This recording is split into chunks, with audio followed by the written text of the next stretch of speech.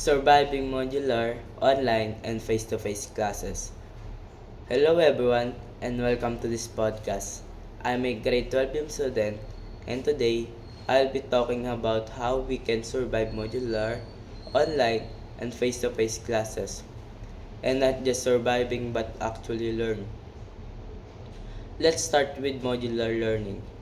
Modular classes are hard because you study alone.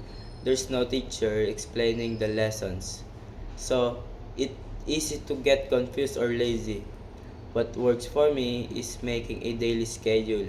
I don't answer all modules in one day because it's tiring. I also read the lessons before answering. If I don't understand something, I ask my classmates or search for simple explanations online. Discipline is really important in modular learning. Next is online classes. Online learning can be convenient, but but it also has many distractions like social medias and games. Sometimes poor internet connection make it stressful.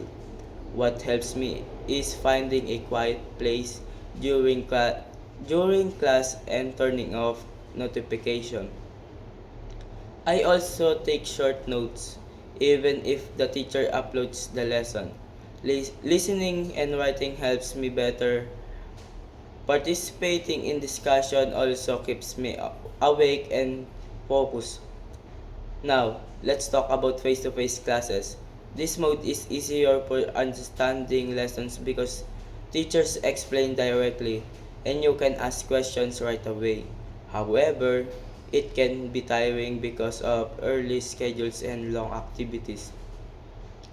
To survive face-to-face classes, I make sure to listen attentively, take notes, and manage my time after school. Group activities also help because we learn from each other, especially in subjects like social issue and communication. So what's really works in all three modes? First, time management. Second, self-discipline.